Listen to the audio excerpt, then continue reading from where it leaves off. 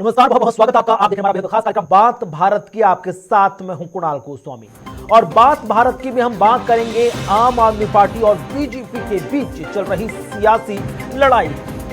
पूर्व deputy CM, पूर्व शिक्षा मंत्री, पूर्व वित्त मंत्री मनीष सिसोदिया को आखिरकार सीबीआई और ईडी दोनों के ही केस में सुप्रीम कोर्ट से बेल मिल गई। बेल मिलते ही उन्होंने तुरंत मोर्चा संभाला और लगे हाथ आरोपों की झड़ी भारतीय जनता पार्टी पर लगा दी और बीजेपी को सवालों के कटघरे में खड़ा करते हुए कहा कि ये सब बीजेपी का करा धरा है। जिस पॉलिटिकल पार्टी से बीजेपी को खतरा महसूस होता है, मनगढ़ंत आरोप लगाते हुए, राजनीतिक षड्यंत्र रचते हुए उसके नेताओं को जेल में डाल दिया जाता है। लेकिन संविधान सर्वोपरि है। बाबा साहेब भीमराव अंबेडकर ने हर भारतीय नागरिक को वो अधिकार दिया है और उसी अधिकार की वजह से वो आम जनता के बीच है। अब जैसे जैसे समय गुजरेगा वो बीजेपी को हर एक दिन जो आंसू निकले हैं उसका हिसाब लेते नजर आएंगे।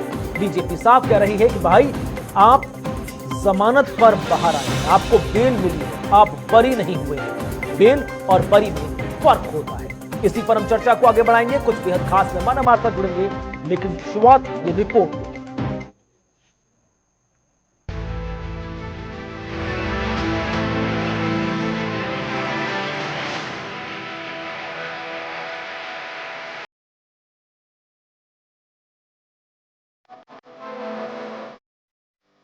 दिल्ली के पूर्व डिप्टी सीएम मनीष सिसोदिया को सुप्रीम कोर्ट से मिली बेल ने राजनीतिक गलियारों में हलचल मचा दी है।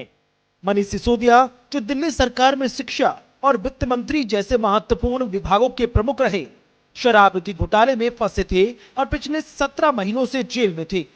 अब बेल मिलने पर उन्होंने बाहर आते ही बीजेपी पर कड़े तेवर अपनाते हुए अपने हर आंसू का बदला लेने की बात कही। मनीष सिसोदिया ने कहा कि सभी हैरान हैं कि आम आदमी पार्टी के नेता किस मिट्टी से बने हैं। उन्होंने कहा कि वो हैरान रहते हैं कि 17 महीने जेल में बिताने के बाद भी ये झुकते नहीं और टूटते नहीं। सिसोदिया ने कहा, हमारा असली साथी अभी भी जेल में बंद है और वो जल्द बाहर आएगा।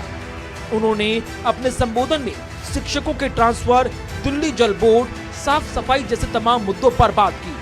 उन्होंने कहा कि 1.5 साल से दिल्ली जल बोर्ड को पैसा नहीं दिया गया। आपके घर में सीवर बंद हैं, नाले ओवरफ्लो हो रहे हैं और वो सब तानाशाही की वजह से हो रहा है। ये इन आंसुओं ने मुझे ताकत दी है 17 महीने जेल में। मैं जब राजघाट पे आपसे बात करके गया था तो कह के गया था शायद 7-8 महीने लगेंगे। मुझे उम्मीद थी कि 7-8 महीने में न्याय मिल जाएगा, लेकिन कोई बात नहीं, 17 महीने लग गए। 17 महीने लग गए, लेकिन जीत सच्चाई की हुई है, जीत ईमानदारी की हुई है। इसीलिए कहते हैं कि भगवान के घर पे देर है लेकिन अंधेर नहीं है। भगवान के घर पे देर हो सकती है लेकिन अंधेर नहीं हो सकती है। इनकी तो बड़ी कोशिशें करी इन्होंने, संजय भाई के ऊपर, मेरे ऊपर, अरविंद जी के ऊपर, पार्टी के और नेताओं के ऊपर। देश के सख्त से सख्त कानूनों की सख्त से सख्त धाराएं लगा के इनको बंद कर दो झूठे सच्चे केस में, और ऐसी ऐसी धाराएं लगा दो जो दुनिया भर में आतंकवादियों के ऊपर लगाई जाती हैं। ऐसी ऐसी कानूनों की धाराएं लगा दो जो दुनिया में ड्रग माफिया के ऊपर लगाई जाती हैं। ऐसी ऐसी धाराएं लगा के इन्होंने सोचा इनको जेल में बंद कर दो, तो जैसे आतंकवादी को जेल में डाल देते हैं तो सड़ता रहता है, जैसे ड्रग माफिया को जेल में डालते हैं तो दुनिया में सड़ता रहता है। इन्हें लगा अरविंद केजरीवाल, मनीष सिसोदिया और संजय सिंह को भी जेल में डालेंगे तो सड़ जाएंगे। लेकिन आपके आंसुओं की कीमत है ये, आपके आंसुओं की ताकत है ये कि जेल के ताले भी पिघल जाते हैं। दूसरी ओर बीजेपी ने सिसोदिया की बेल को कानूनी प्रक्रिया का हिस्सा बताया, लेकिन ये भी कहा कि इससे उनकी बेल गुनाही साबित नहीं होती। बीजेपी प्रवक्ताओं का कहना है कि सिसोदिया पर लगे आरोप गंभीर हैं। अभी सिर्फ बेल मिली है, बाइज्जत बरी नहीं हुए। आपको भ्रष्टाचार के मामलों में सहानुभूति बटोरने की कोशिश बंद कर देनी चाहिए। लेकिन इस बेल का अर्थ क्या है? मैं जानती हूं कि आज आम आदमी पार्टी के ऑफिस में हर्षोल्लास का माहौल है, स्वाभाविक सी बात है। लेकिन आपके माध्यम से जो वो बार बार जनता को भ्रमित करने का प्रयास कर रहे हैं, उस भ्रम को जरा मैं दूर कर दूं। इसका अर्थ ये नहीं है कि सिसोदिया जी अपराध मुक्त हैं, वो अभी भी अभियुक्त हैं और उनकी जवाबदेही कोर्ट ऑफ लॉ में बनेगी दिल्ली की जनता के साथ विश्वासघात करने की। माननीय मनीष सिसोदिया जी ऐसे दिल्ली के शिक्षा मंत्री हैं जो दिल्ली की बच्चों को, दिल्ली की जेनरेशन को पाठशाला से मधुशाला तक ले जाने का पाप कर चुके हैं। बहरहाल मनीष सिसोदिया को मिली सुप्रीम कोर्ट की बेल ने एक बार फिर से दिल्ली की राजनीति को गरमा दिया है। जहां आप इसे सत्य की जीत बता रही है, वहीं बीजेपी इसे कानून का सामान्य हिस्सा मानते हुए आगे। तो देखा आपने किस तरह से दिल्ली में जो सियासी पारा है वो बढ़ता नजर आ रहा है। जैसे जैसे दिन गुजरेंगे आरोप प्रत्यारोप की झड़ी भी बीजेपी और आम आदमी पार्टी में लगती नजर आएगी और इस बीच कांग्रेस का क्या कुछ रोल होगा, इस पर भी सबकी निगाहें टिकी होंगी। तीनों मेहमानों को आपसे एक एक करके रूबरू करवाते हैं और समझने का प्रयास करते हैं कि आखिरकार ये पूरा गेम प्लान आगे कैसे चल रहा है। हमारे साथ भारतीय जनता पार्टी से डॉक्टर आशीष हांडा हैं, स्वागत, शुक्रिया आपका। हमारे साथ राजनीतिक विश्लेषक राहुल तलान भी जुड़ रहे हैं और साथ ही साथ अगर बात की जाए आम आदमी पार्टी से चिराग सेठी भी हमारे साथ जुड़ रहे हैं। बहुत बहुत स्वागत, शुक्रिया तीनों खास मेहमानों का। डॉक्टर आशीष, शुरुआत में आप ही से करूंगा क्योंकि लग नहीं रहा कि मनीष सिसोदिया की जो बेल मिली है उन्हें, वो भारतीय जनता पार्टी को खुशी का कहीं न कहीं कोई पैगाम नहीं दे रही। मामला नवंबर 2021 का है जब पूरी नई एक्साइज पॉलिसी लाई गई और उसके बाद बीजेपी के जो लेफ्टिनेंट गवर्नर हैं दिल्ली के वी.के. सक्सेना, उन्होंने कहा कि भाई नहीं, इनअप्रोप्रिएट है, सीबीआई जांच की अब मांग करते हैं। और अब जाकर पूरा मामला चलता रहा, कई नेता अंदर गए, कईयों को बेल मिली हुई है और अब मनीष सिसोदिया बाहर आ गए। और इस पूरे घटनाक्रम के दौरान बीजेपी कहती रही कि भाई अगर वाकई में आम आदमी पार्टी के नेता पाक साफ हैं तो उन्हें बेल क्यों नहीं मिल जाती। अब तो बेल भी मिल गई सर। अब क्या पूरा पर्सपेक्टिव, नजरिया बदला है या अभी भी वही का वही है? कुणाल जी, आपको, मेरे आदरणीय को पैनलिस्ट को और आपके चैनल के सभी प्यारे प्यारे दर्शकों को भारतीय जनता पार्टी की तरफ से मेरा यानी डॉक्टर आशीष का प्यार भरा नमस्कार। कुणाल जी, यहाँ पे समझना होगा, पहली बात तो ये, जैसे आपने हेडिंग ही दिया कि बेल और बरी में फर्क होता है। बेल क्या है?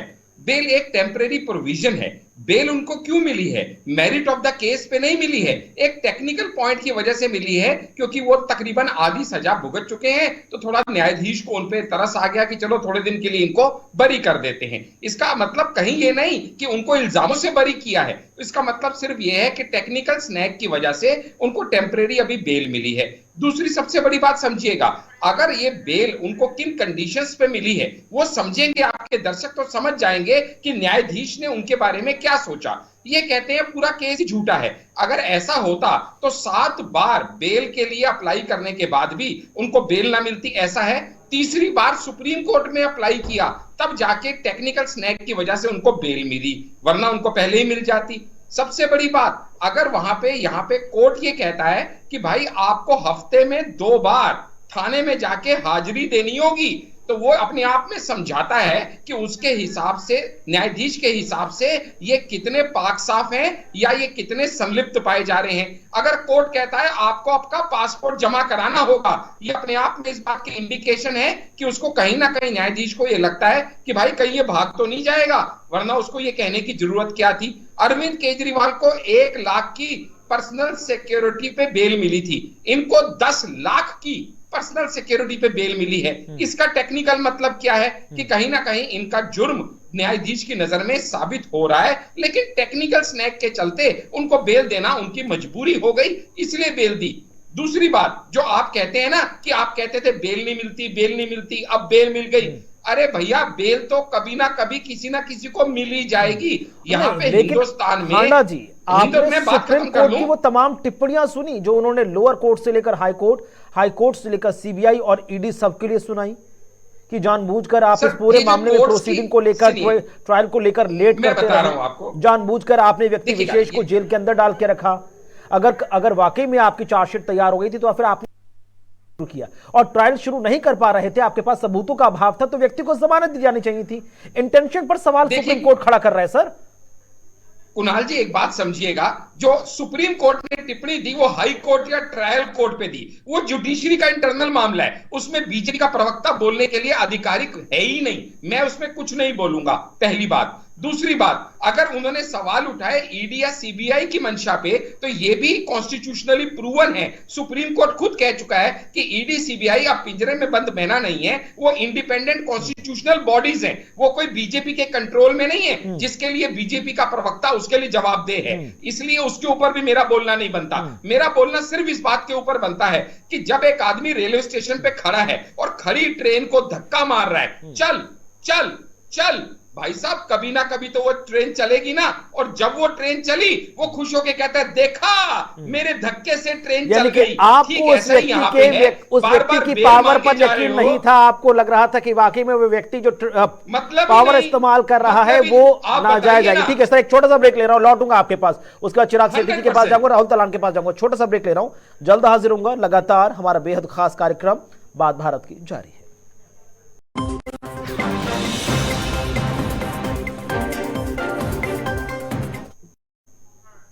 स्वागत है आपका ब्रेक के बाद। तो लगातार बेहद खास कार्यक्रम बात भारत की जारी है। तीनों मेहमान हमारे साथ जुड़े हुए हैं। चिराग शेट्टी जी, अब आपका सीधा रुख करूंगा। मनीष सिसोदिया का बाहर आना, आम आदमी पार्टी का सड़क से लेकर दफ्तर तक जश्न मनाना, सर ये किस और इशारा कर रहा है? बीजेपी साहब कह रही कि भैया ये बेल है, बरी नहीं हुए हैं, और दूसरा अति उत्साहित होने की जरूरत नहीं है। ऐसा ही अति उत्साह आपने चुनाव के दौरान दिखाया था अरविंद केजरीवाल जी के केस में, और अभी वो फिर चले गए हैं, कोई बड़ी बात नहीं है। बिल्कुल कुणाल जी, मेरे को भी उतना ही समय दीजिएगा जितना हांडा साहब को दिया। हांडा साहब की बात सुन के मुझे कहावत याद आ गई, खिसियानी बिल्ली खम्मा नोचे। क्योंकि कोर्ट में जाकर बेल मिल जाती है तो ये भाजपा के लोग बोलते हैं बेल मिल गई तो क्या हो गया, पहले बोलते थे बेल नहीं मिलती, अगर इतना ही कुछ है तो बेल क्यों नहीं मिलती, बेल क्यों नहीं मिलती, बेल में क्या दिक्कत है? अरे भाई ऑन गोइंग केस में ट्रायल शुरू नहीं हो रहा तो जज क्या करेगा? बेल नहीं देगा तो क्या अपने किडनी निकाल के दे देगा आप लोगों को? बेल देनी थी, बेल दी। उन्होंने कमेंट डाला है कि डिले जो हुआ है, ईडी ने बोला कि डिले जो हुआ है वो मनीष जी की वजह से हुआ है, जिस पर कोर्ट ने स्पेसिफिकली मेंशन किया कि डिले मनीष जी की वजह से नहीं हुआ, एजेंसीज की वजह से हुआ है। आज 8 महीने से ज्यादा हो गए, ट्रायल शुरू नहीं हुआ। आपने कमिट किया था, केंद्र सरकार ने, जिनके प्रवक्ता बैठे हैं आशीष हांडा जी, इन्होंने सरकार ने लिख कर दिया था कि 6 महीने में हम केस खत्म कर देंगे, ट्रायल शुरू तक नहीं हुआ। ये झूठी पार्टी के प्रवक्ता यहाँ बैठे हैं, केंद्र सरकार ने लिख के नहीं दिया था, लिख कर दिया था कि 6 से 8 महीने में अगर आपका ट्रायल खत्म नहीं होता तो आप बेल के लिए लायबल है। ये जज साहब के सामने बात लिखी गई थी, यहां पर भी ये झूठ बोलते हैं।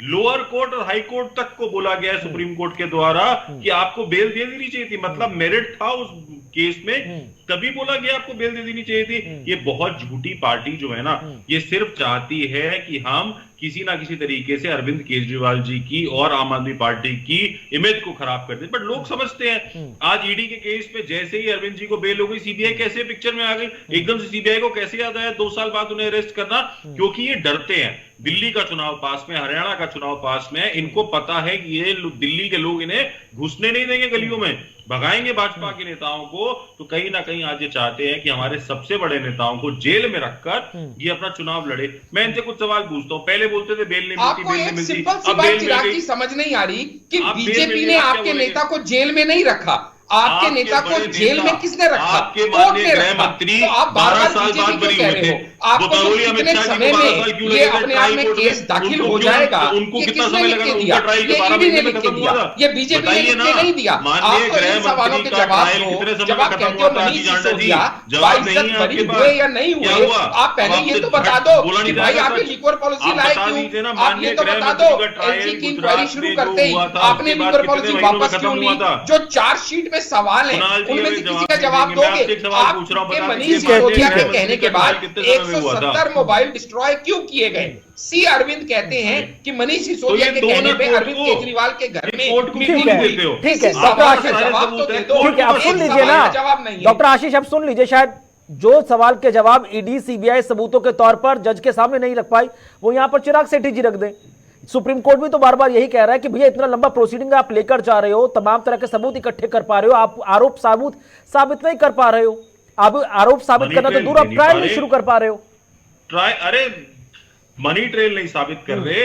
मैं आपको बता रहा हूं, 50,000 डॉक्यूमेंट में 4 बार अरविंद केजरीवाल जी का नाम मेंशन है, 4 बार, वो भी 10वें 11वें बयान में है। बाकी बयानों को अंडरलाइन डॉक्यूमेंट्स में डाल दिया गया। क्यों डाल दिया गया?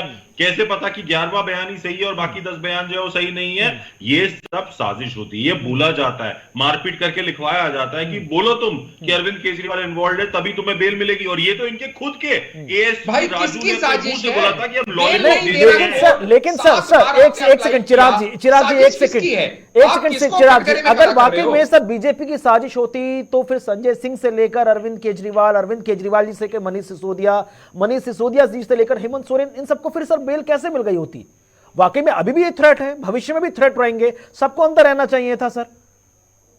आप मुझे बता दीजिए फिर ऐसा कैसे होता है कि ईडी बोल देती है छगन भुजबल जी के केस पे कि हमारी फाइल खो गई है। 1.5 साल उन्हें जेल में रखने के बाद जैसी पार्टी बदल के वो हांडा साहब की बड़ी झूठी पार्टी में आते हैं, एनडीए का पार्ट बनते हैं, कैसे बोल देती है ईडी की फाइल खो गई। 71,000 करोड़ का स्कैम करने वाले अजीत पवार को कैसे क्लीन चिट मिलती है? प्रफुल्ल पटेल जी की 180 करोड़ की संपत्ति को कैसे डिटैच कर दिया जाता है? ये बताएं आशीष हांडा जी, ये बहुत बड़े प्रवक्ता है, ये बता दें कि ऐसा कैसे हो गया, ईडी ने कैसे क्लीन चिट दे दी लोगों को? फोड़ने का जो प्रयास करते हो, ये विक्टिम कार्ड प्ले करना बंद करो। आपने घपला किया है भाई तो साहब, आपको मानना बता दो ना, पड़ेगा। प्रफुल्ल पटेल आपने की फाइल कैसे बदमाशी खोई? की है, आपको जेल में जाना पड़ेगा। आपने बता गबन दो किया है, आशीष हांडा भ्रष्टाचार जी, किया है, क्या हो गया? आपको सजा बता भुगतनी दो। पड़ेगी। इस वो तो तरीके सर से कोर्ट को काम प्रूव किया करना आप पड़ेगा, बात लेकिन करना। आशीष जी आपको नहीं लगता? मैं खाना कैसे खोलने चले गए?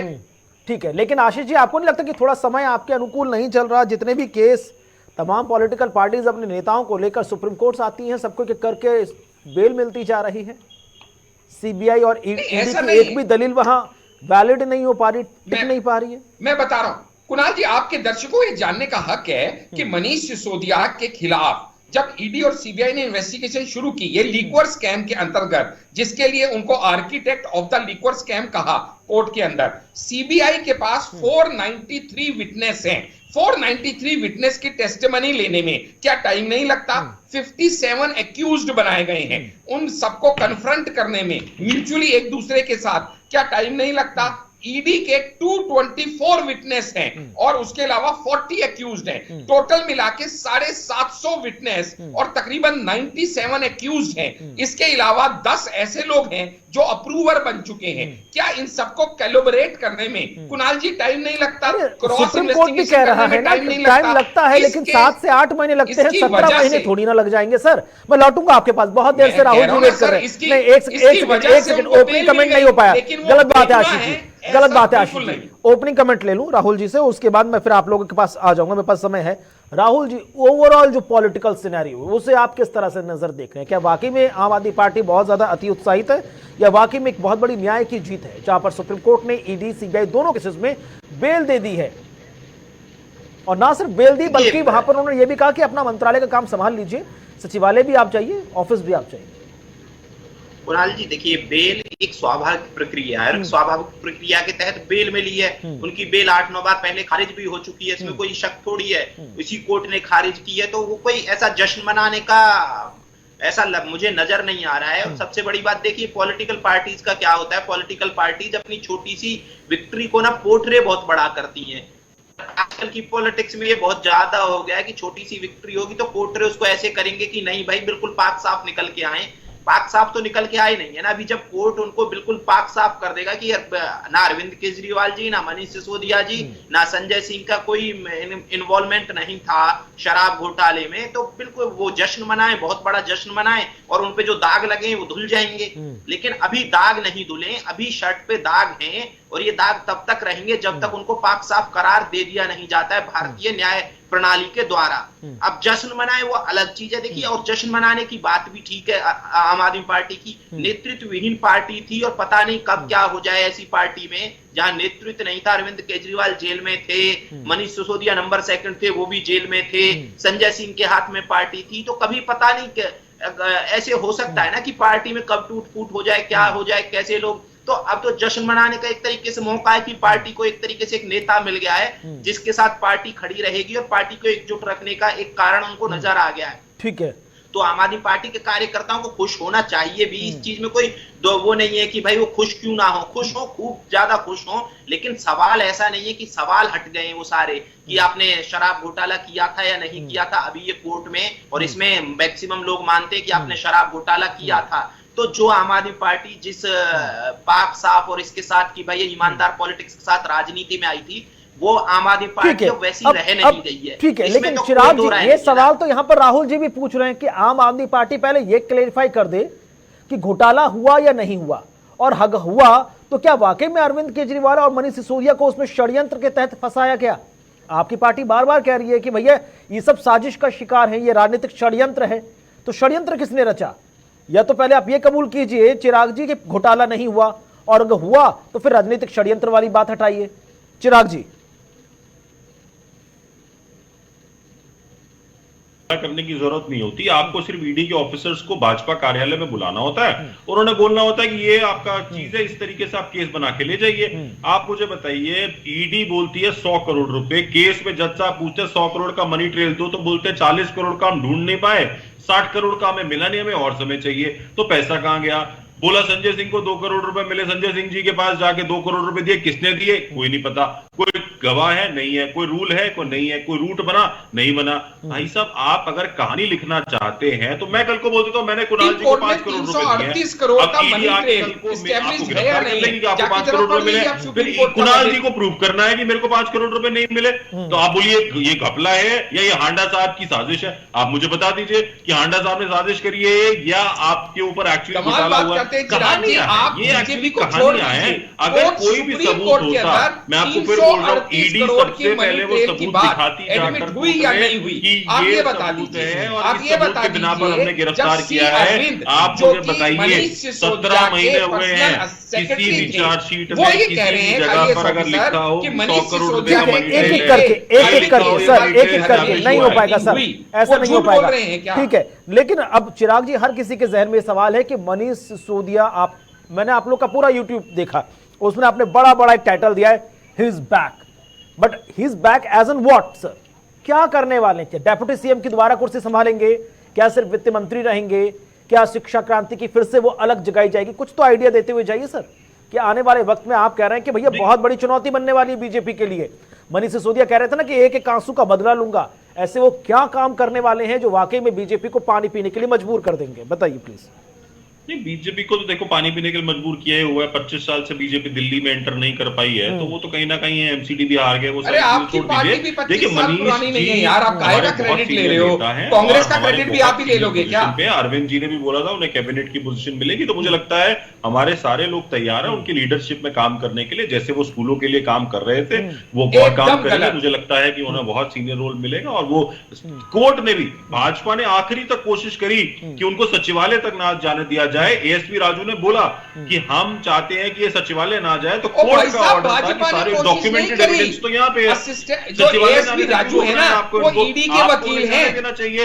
ये एडिशनल सॉलिसिटर जनरल है, वो डिस्टेबलाइज करना बीजेपी के गवर्नमेंट को, व्यक्ति बट नहीं हमारी है। जो परिवार है ना, दुनिया में जी रहे हो आप, वो आपकी बहुत छत पे तो मजबूत कौवा भी है। आके ऐसे काका करेगा ना, टूटने तो वाला आप नहीं है। बीजेपी का भेजा हुआ कौवा है। एक कॉमन ये तो कॉज के सोच लिए है काम आपकी। करते हैं, अरविंद केजरीवाल जी और दिल्ली के विजन के लिए काम करते हैं, और हम काम करते रहेंगे। कोई बात नहीं, ये रोड़े अटकाते रहे, हम जाते रहेंगे, कोर्ट से लेते रहेंगे। क्या संजय सिंह, मनीष सिसोदिया, अब क्या केजरीवाल सर? बिल्कुल, केजरीवाल जी भी बाहर आएंगे, जैन साहब भी बाहर आएंगे। और आप देखिएगा ये केस जब खत्म होगा, ट्रायल जब भी खत्म होगा, अब माननीय गृह मंत्री को 12 साल लग गए, तो हम तो बहुत छोटी सी पार्टी है, पर जब भी खत्म होगा आप लोग और हम फिर डिस्कस करेंगे कि इसमें कुछ नहीं था, कैसे ये सिर्फ पॉलिटिकल वेंडेटा। लेकिन यहाँ पे कुणाल जी एक बहुत इंपॉर्टेंट बात आपके दर्शकों को जानना जरूरी है, वो ये है कि आम आदमी पार्टी की लड़ाई अब बीजेपी से नहीं है, अब आम आदमी पार्टी की इंटरनल लड़ाई का टाइम शुरू हो गया है।